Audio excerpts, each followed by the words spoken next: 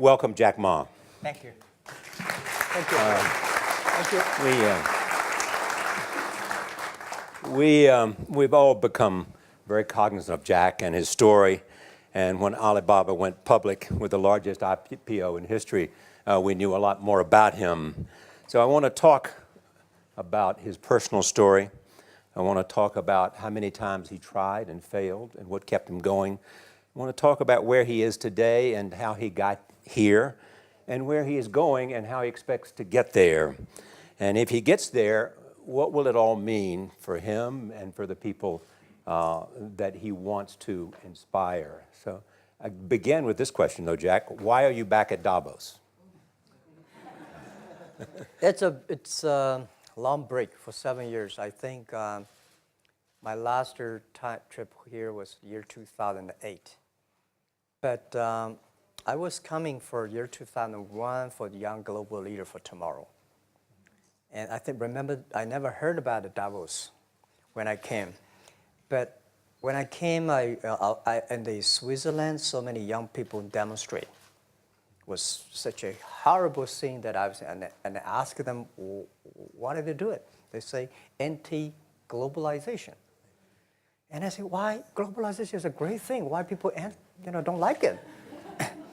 And then we come all the way for 2 hours here. There's a machine gun. There's a people checking. I say, oh God, is that a forum or is it a prison we're gonna go? Is that? But when I joined the forum as the Young Global Leader, I was thrilled by so many ideas. For the first 3-4 years, I learned what does the globalization mean? What does the corporate citizenship mean? What about social responsibility mean? All these new ideas, and I see so many great leaders talking about leadership, and I benefit a lot. And the year 2008 and 2009, when the financial crisis came, I think it's better go back to work, because we can never win the world by talking. So go back, spend 7 years. Now I come back, I think it's time to do something return, because I learned so much. Let's talk 12 years ago. So why I should not talking to the young global leader of today, sharing with them how we've gone through. Okay. So that was the thing. Let's start with where you are today. Just how big is Alibaba? How many people come every day? How many people come in a week? How fast is it growing? Yeah, we have over 100 million buyers visiting our site, shopping our site every day. And we created 100 million every day. We created 14 million jobs for China, directly and indirectly. And we grow from 18 people to 30,000 people, 18 people in my apartment, to now we have a 4 big campus. Compared to 15 years ago, we were big, but compared to 15 years later, we're still a baby. How big will you be 15 years from now? I think 15 years ago, I told my team that 15 years, in the past 15 years, we grow from nothing to this size. And 15 years later, I want people to know about Alibaba, know Taobao, because it's already everywhere. I want 15 years ago when we talk about what is e-commerce, why small business can using this e-commerce, this internet, can do business across the nation. And I hope 15 years later, people forget about e-commerce because they think it's like electricity. Nobody thinks it's a high tech today. Now, this is something that I don't want 15 years later, we still walk on the street talking about why and how e-commerce can help people. Talk about the IPO. Did it exceed your expectations? Well, it's a pretty small IPO, 250. Yes. Yeah. The largest IPO in the history of Wall Street. We raised. And number 2 was a Chinese bank. Thank you. I remember year 2001. We went to raise some 5 million, 3 million venture capitalist dollars in the USA, and got rejected. And I say we come back raising a little bit more. But I think, what we think more about is for $25 billion, how we can spend the money efficiently, because this is not the money, this is the trust from the world, the trust from those people. They want you to do better jobs to help more people. They want to have a good return. So I think gives me more pressure because when our market cap is bigger than IBM, for a certain day we're bigger than Walmart. We're one of the top 10, 15 largest market cap company in the world. I told my team and myself, is that true? We're not that good. Because years ago, people say, Alibaba model is terrible. Does not make money, have this and that, all the big bad things, because Amazon is better, eBay is better, Google is better, and there's no such model like Alibaba in the USA. So I told myself and people, we were better than people thought. But today, when we are that big size, I said, no, we are not that good as people thought. We're just a company 15 years old. Average age is 27, 28 years old, young people. We're doing something that human beings have never tried. So I want to talk about the future. Let me take you back to when you were born in Hangzhou, where the headquarters still are. Yep. And your campus is there. You don't have a loot, don't move your loot. Your headquarters Your roots are there. Yeah, you found it there, loot there. You grew up in the 60s. 64. Born in 64. That was the time of the Cultural Revolution. Yeah, it was the end of the Cultural Revolution. It was, well, my grandfather was a tiny landlord, was considered, after liberation, was considered to be a bad guy. So I know how tough it was when I was a kid. You tried to get into 3 colleges. Mm-hmm. Each time they rejected you.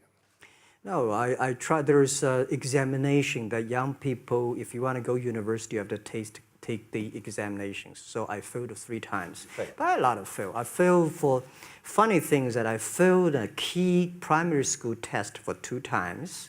And I failed 3 times for the middle schools.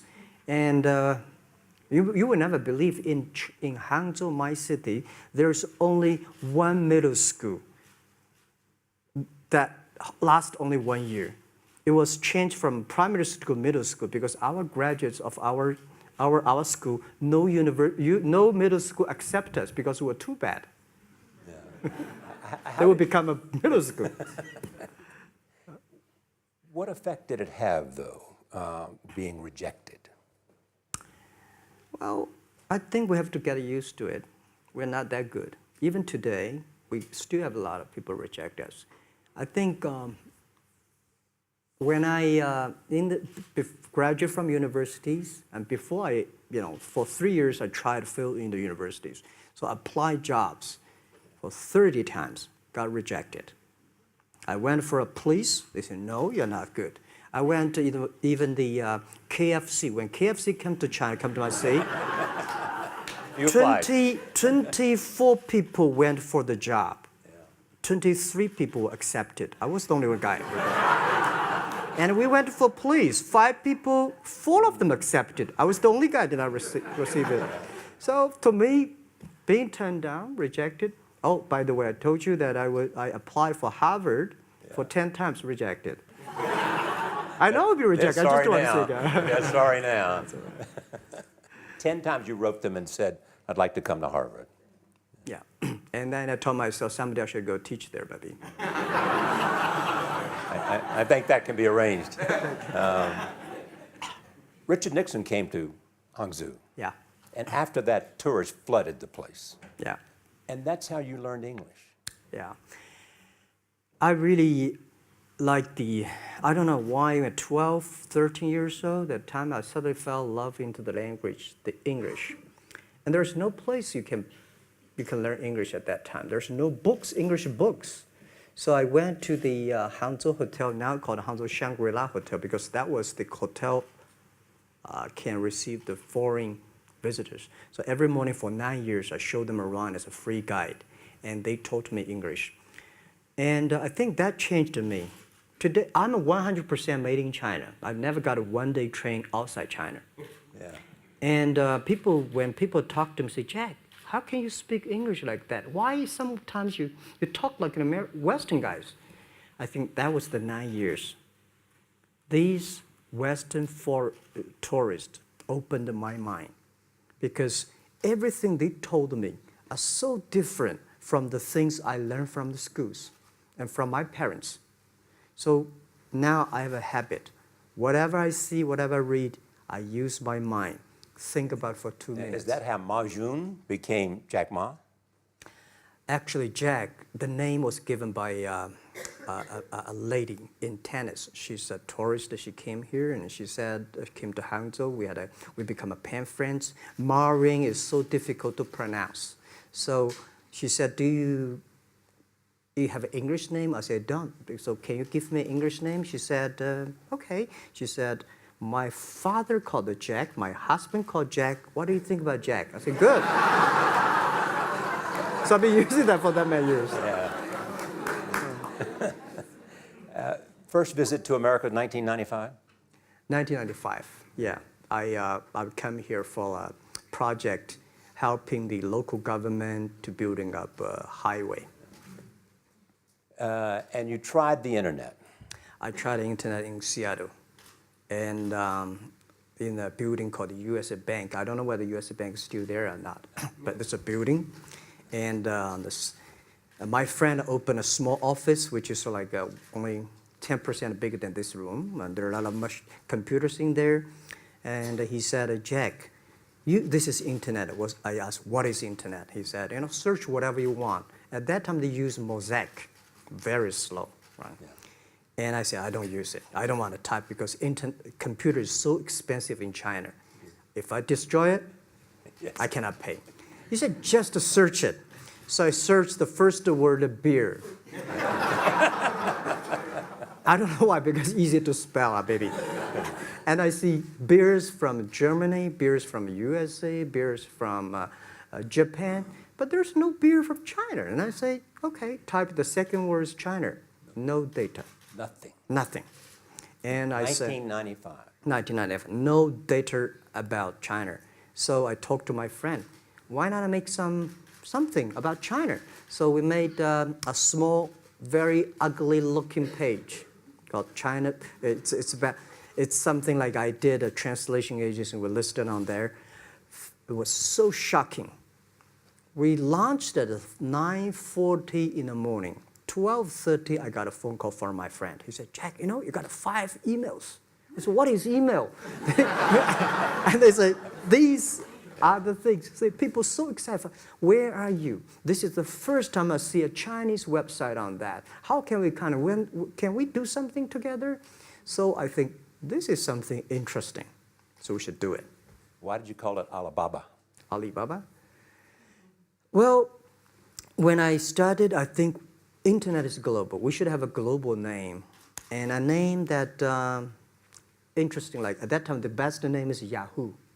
Right, so I've been thinking for many days, suddenly think Alibaba is a good name. So I happened to be in San Francisco that day. I did have a lunch, and the waitress came. I asked her, do you know about Alibaba? She said, yes. I said, what is Alibaba? She said, Open Sesame. Good. So I went on the street, asked about 10, 20 people. They all know about Alibaba, 40 Thieves, and Open Sesame. And I think this is a good name. And start with A. Whatever you talk about, Alibaba is always top. You have said before that in creating Alibaba, you had to create trust. Yep. Because people in China were used to face-to-face. Yeah. How did you create trust? I think because we started about doing business on internet. I don't know you, you don't know me. So how can you do things online unless you have trust? So for e-commerce, the most important thing was trust. I think when I first went to USA for raising money, talk to the venture capitalists, a lot of people say, oh, Jack, no. China doing business by the guanxi. How can you do business on internet? And I know that without the trust system, the credit system, it's impossible to do business. So in the past 14 years, everything we do is trying to build up the trust system, the record system. Well, Charlie, I'm so proud today when I talk to the young. Today in China and in the world, people don't trust each other. The government and people and media and everybody think, this guy's cheating. But because of e-commerce, we finish 60 million transactions every day. People don't know each other. I don't know you, I send products to you. You don't know me, you wire the money to me. And I don't know you, I give a person a package, I don't know him.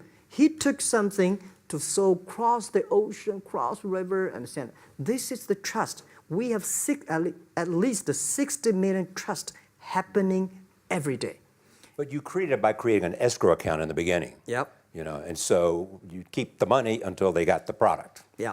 And then you release the money. That's true. I mean, the escrow service is about Alipay. When I had, this idea, I would love Davos, because it was a big decision. Because for first 3 years, Alibaba is just like e-marketplaces for information. What do you have? What I have? We talk a lot of time, but don't do any business because there is no payment. I talk to the banks. No banks want to do it. Banks say, no, this thing never work. So I don't know what to do. Because if I start to launch a payment system, it's against the financial legal laws. Because you have to have a license. But if I don't do it, e-commerce will go nowhere. So then I went to Davos. I listened to a leadership discussion. Leadership is about responsibility. And after I listened to that panel, I give a call to my friends, my colleagues in my apartment, say, do it now, immediately. If something wrong, the government not happy about that, if one body has to go to the prison, Jack might go to the prison. Because it is so important for China, for the world, to build up the trust system. And if you did not do it, I said, and do not do it properly, stealing money, money wash, no trust record, I send you to the prison. So that was the thing. And people don't like it. So many people I talked to at that time for Alipay, they say, this is the stupidest idea you have ever got. But I say, I don't wear the stupid clever as long as people use it. Now we have 800 million people using this Alipay. Stupid things, if you do it, is better. Alipay is a privately held thing. It's not part of Alibaba. No, it's a private. Let me talk about money for a second. Yeah. You have never gotten money from the Chinese government? No. None. I want it at the beginning, and later I don't want it, because I think if the company always think about picking money from out of the government pockets, that company is rubbish. Think about how can you make money from the customers and market and then help customers succeed. That's our philosophy. No money from Chinese banks? No. No. I at that time I want, and now they want to give me, I don't want it. Yeah. All right. Your relationship with the government. Mm-hmm. Yeah. What's your relationship? I mean, if they didn't, here's what some say, that you have existed in an environment that's not, they have restricted competition for you. And that's a pretty good thing to do for a private company. Yeah. I think the relationship with the government for us is very interesting. For the first 5 years, because I've been working as a part-time jobber for a government organization called Ministry of Foreign Trade, 1997, for 14 months. And I learned that you should never rely on government organization to do e-commerce. And I started a business. I told my people and team, in love with the government, but don't marry them. Yes. Respect them.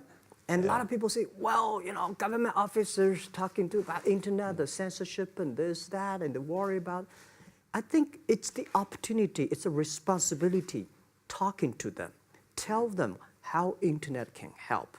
So you tell them we create jobs. Oh yeah, I think a lot of people debate and fight against them.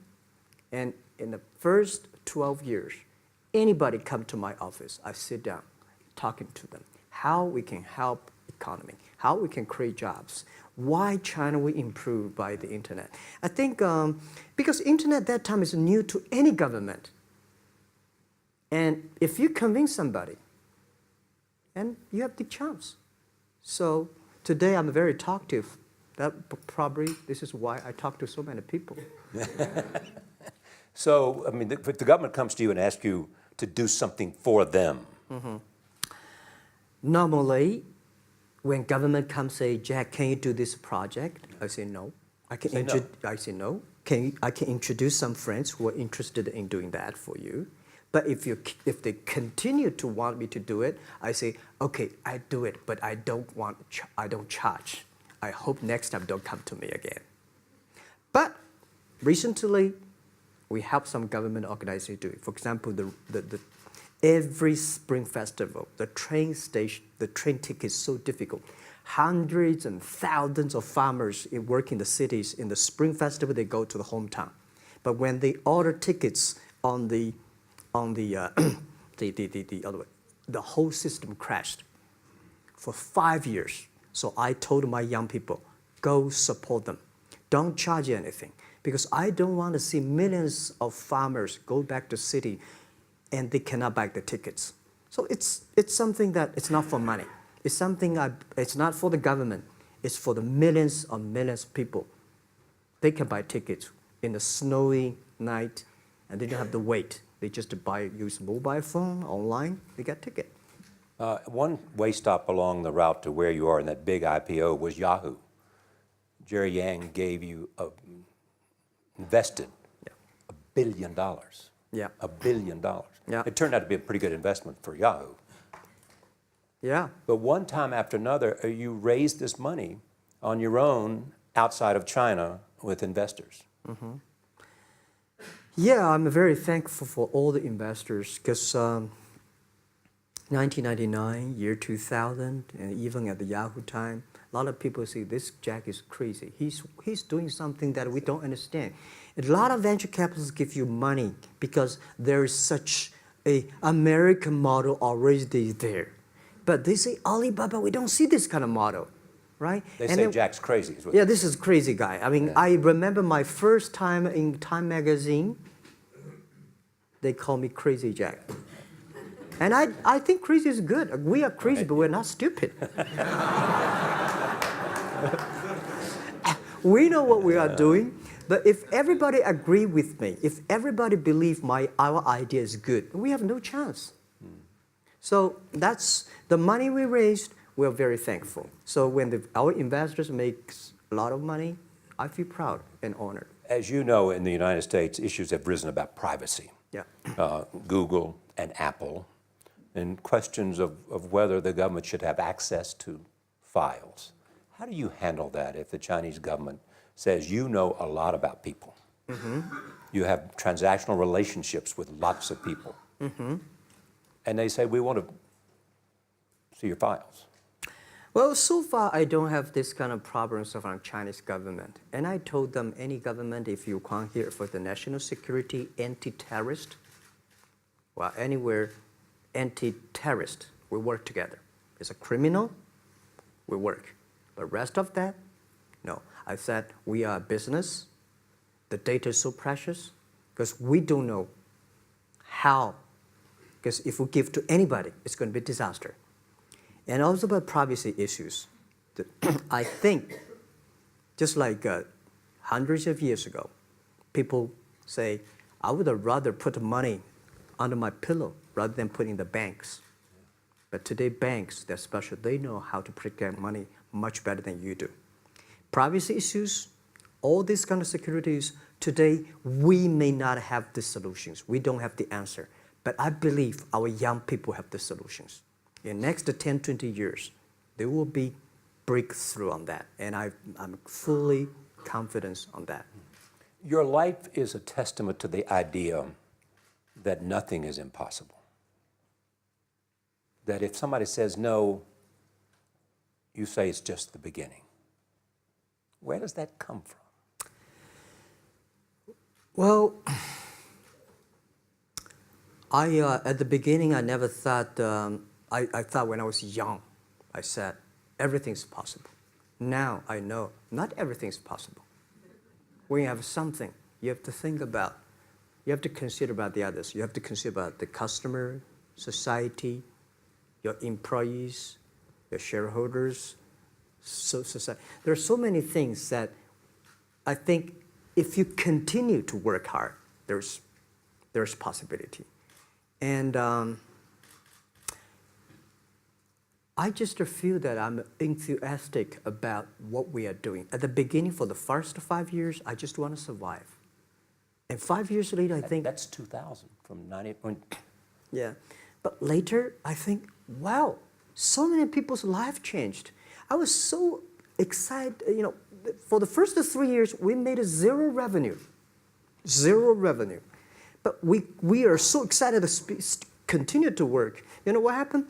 I remember many times when I go to a restaurant and have dinner, somebody came, when I was trying to pay the bill, the owner of the restaurant came to say, "Sir, your bill is paid by someone."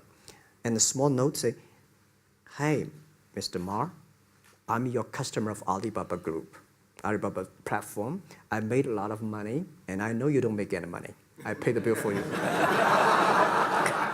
Yeah. And I remember one day that I was sitting somewhere in the coffee, somebody sending me a cigar. I don't smoke cigar, but there's a note, "Thank you very much, I'm your customer."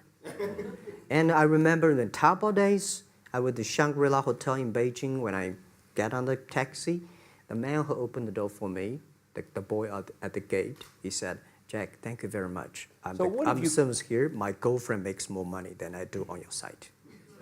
And this is something that you know that it's not amazing. If you don't do it, nothing's possible. If you try to do it, at least you have the hope. The revenue comes from advertising and a smaller amount from transactional fees. Yeah. Most of it from advertising. Tiny.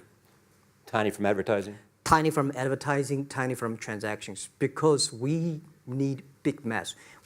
Now we have more than 10 million small business power sellers selling our site to everywhere. So the transactions we have is second after Walmart. So tiny. Second after Walmart. Yeah, tiny of the of the money already make us big. So, you know, second after Walmart, I remember one of the senior management of Walmart guys came to Hangzhou 5 years ago. He said, "Jack, you know, you did a great job," and blah, blah, blah. So I said, "Maybe in 10 years we'll be bigger than Walmart." He said, "Young man, you have a good hope." So we said, "Make a bet. I think in 10 years we'll be bigger than Walmart on the sales." Because if you want to have 10,000 new customers, you have to build a new warehouse and this, that. For me, 2 servers. What's your market cap versus Walmart today? I don't know, but I don't maybe either. some. It's close. I think so. Maybe we should check later. All right. Yeah. So where are you going? What does Jack want? I think because of the name for Alibaba, we are internet company, happen to be in China. We have the same spirit and entrepreneur spirit like every great entrepreneurs in the world. And I remember the day when I started Alibaba, we want to have a mission helping small business doing easier. So next step is today, so many millions of small business using our platform to sell things, and over 300 million consumers buy things from our site. Cheapest, efficient. So what I'm thinking about, how we can make Alibaba a platform for global small business. My vision is that if we can help a Norway small business can sell things to Argentina, and Argentina consumers can buy things online from Switzerland. And we can build up, which I called, I don't know, maybe not right word, called EWTO. The WTO is great, past century. But WTO helps so many big companies to sell things across the nation. Today, internet can help small business sell things across the oceans, across the nations. And I hope that we can serve 2 billion consumers.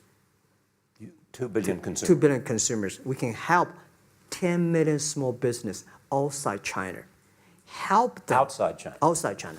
Because we help the American farmers in Washington State almost 300 tons of cherries to China last year. Cherries. Before we sell, the ambassador of USA came to me and said, Jack, can you help us selling cherries? In China. I said, what cherries and the fruits? He said, why not? I said, why not? Let's try. So that when we start to sell cherries, the cherries still on the trees. So we start a pre-order, 80,000 families order cherries online. So we pick up the cherries and ship into China. Within 48 hours, we sell the cherries. The consumers are so happy. But we got a lot of letters complaint after 3 days. They say, why only 100 tons? Why we should not get more? So we sell, 2 months ago, we helped the Costco. We sold 300 tons of nuts to China. So I'm thinking about if we can sell, we're also selling Alaska seafood to China. So if we can sell seafood, if we can sell the cherries, why we cannot help American and European small business selling things to China consumers? China needs that. So this is what I want to do is that 2 billion consumers, China, Asia, developing nations, how we can let them buy things globally. Alibaba rode with the millions of people that went from poverty to the middle class in China. I mean, you were right there growing as they grew and increased. When you look at the international markets, you're doing well in Russia? Yeah. How well? We do pretty good in Russia, and we do also pretty good in Brazil. In Brazil? Russia, I think now I don't know, we are if not the number 1, we're the number 2 or number 3 largest. E-commerce. E-commerce. I remember last year we had a campaign.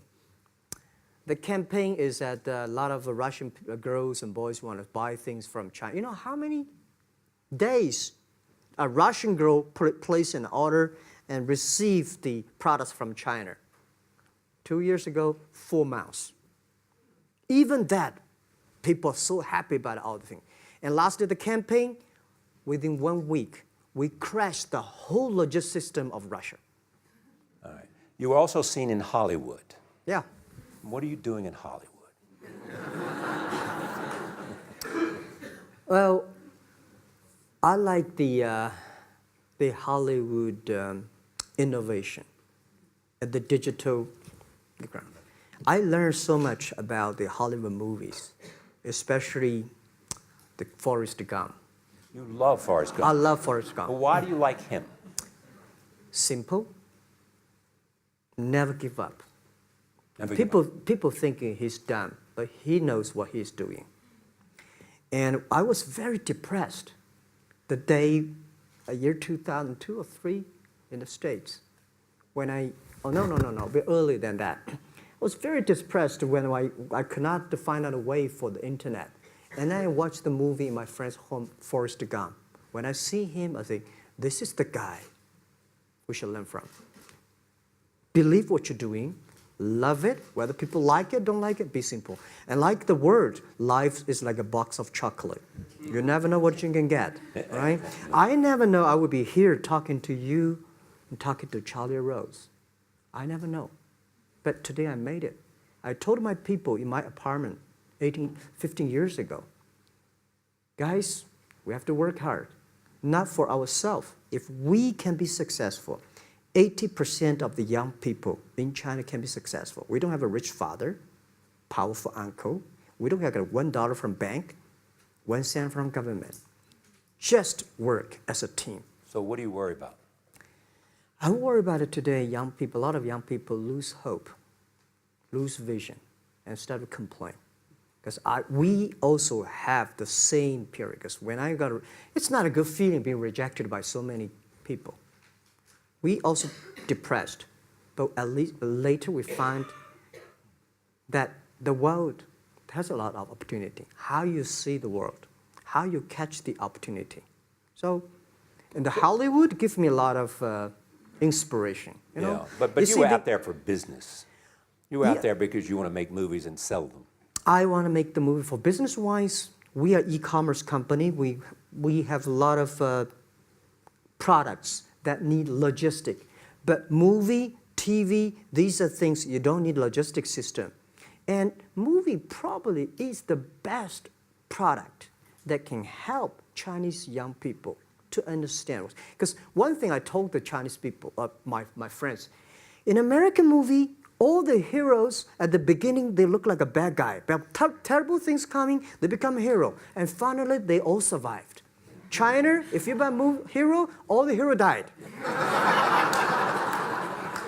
So, because only dead people become the hero. So nobody want to be the hero. So you want to change the Chinese definition of hero? Yeah, I want to say hero. Today we have so many heroes live in this world. Are you still writing these kung fu novels or are you just reading them? I read them and I start to write something. I think it's fun. The kung fu is something you start to think about something that you cannot do. But if you have some luck, if you continue to practice, if you got a good master, if you're a good team, you get expert. So at least to make me, when I'm busy, when I'm tired or frustrated, I read kung fu books. And You also travel with a Tai Chi. Am I saying that right? Trainer. Tai Chi? Tai Chi. Tai Chi. Tai Chi, yeah. What does that do for you other than keep you in good health? I love Tai Chi. Tai Chi is a philosophy about yin and yang. Yeah. Tai Chi is about how you balance, how you work, like a competition. People say when I compete with eBay, say, you hate eBay. No, I don't hate eBay. It's a great company. You know, they come, I go. You know, Tai Chi is like, you fight here, I go over there. You put it on the top, I go to down, right? So it's a balance, right? You are heavy, I'm small, you know. When I'm small, I can jump. You're heavy, you cannot jump. So the Tai Chi is better philosophy. I use in Tai Chi philosophy in the business. Calm down. There's always way out. And keep yourself balanced. And meanwhile, don't try to keep, because business is a competition is a fun. Business is not like a battlefield. You die or I win. Business, even if you die, I may not win. Right? So it's better fun. So Tai Chi gives me a lot of inspirations. But you want your life and you want this company, Alibaba, to change the world. And you're changing the world if, in fact, you provide a forum for buying and you enable people to earn a living. Yeah. But also, you believe that Alibaba ought to change the lives of women. So what are you doing? At first, I think many years ago, I want to change the world. Now, I think if we want to change the world, we change ourselves. Change ourselves is more important and easier than change the world. And second is that I want to improve the world. Because it changed the world may be Obama's job. Because my job is to making sure that my team are happy. Because my team are happy, they can make my customer happy. If my customer, they are all small business. When they're happy, we are happy. About women, one of the secret source for Alibaba's success is that we have a lot of women. What percentage of women one among Alibaba day employees? before, I think 2 or 3 months before we IPO, there's American journalist come to our company. She asked me a question. Jack, I've seen so many women in your company. I say, what's wrong? We have later we find that we have 47% of the employees of our company are women. How many? 40? 47% of our company are women. And we actually had a 51 because we acquired some company these days. They have more men, so balance that. But these are women in top-level positions? 33% of the of the management are women. And 24% of the senior management, very top level, are women. We have a women CEO, CFO, CPO, Chief People Officer, and we have everywhere. And I think so comfortable to working with them because women, in this world, if you want to win in 21st century, you have to making sure that making other people powerful, empower others, making sure the other people better than you are, then you will be successful. So I find the women, they think about the others more than they think about themselves. Right. Yeah, women think about the kids, husband, parents much more than the man. And the user-friendliness. A couple of things I want to talk about before we go, because we have less than a couple of minutes. China today, are you worried the economy slowed down? No, I don't worry about it. I think China is doing, it's slowing down is much better than keep on 9%. China today is the second largest economy in the world. It's impossible to keep 9% of the growth. If China still keeps the 9% of the growth of the economy, there must be something wrong. You will never see the blue sky. And you will never see the quality. China should pay attention to the quality of the economy. China should not. So if we have a lot of influence, like Hollywood movies, things, and we have sports and these things in the GDP, will be much better. So I think, just like a human growth, this body can never grow. Certain time, the slow of growth of a body is slow, but you should grow your mind, grow your culture, grow your value, grow your wisdom. I think China is moving to that direction. And you saw Modi in India? Pardon? Did you see Modi in India? Not yet. I'm looking forward to that. So you'll go to India. Yeah. Finally, there's this. You're one of the world's richest people. Your company is one of the world's richest companies. What do you want beyond Alibaba? Well, about richest people, I was really not happy in the past 3 months when people say Jack Ma is the richest people of China. Global celebrity, they said. No, I'm not.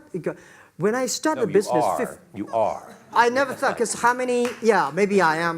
Not, but I think 15 years ago, in my apartment, my wife was at that time one of the 18 founders. I asked her, "Do you want your husband to be a rich person?" I never said rich person in China, rich person in Hangzhou, or you want your husband to be a respected person. She said, "Of course, respected." Because she never believed, and I don't believe we'll be rich people. We just want to survive. But I believe when you have $1 million, that's your money. When you have $20 million, you start to have a problem. You worry about inflation, which stock to buy and this, that, had to come. When you have $1 billion, that's not your money. That's the trust society gives on you. They believe you can manage the money, use the money better than the government and the others. So I think today, I have the resources, do more things.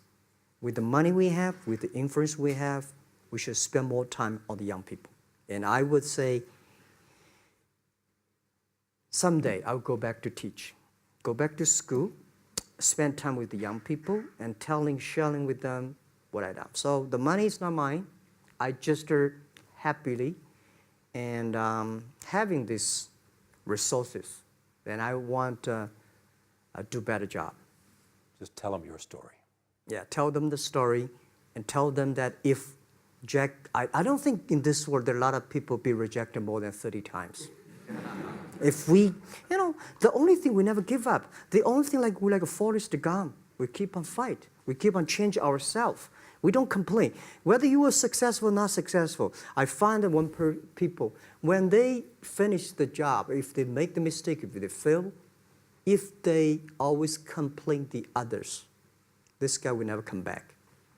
If the guy only check himself, yeah, something wrong with me here, something wrong with me there, this guy has a hope. Jack, on behalf of everybody in this audience and a television audience around the world, thank you for taking your time to be with us. Thank you. Thank you. Thank you. Thank you. Thank you. Thank you so much, Rob.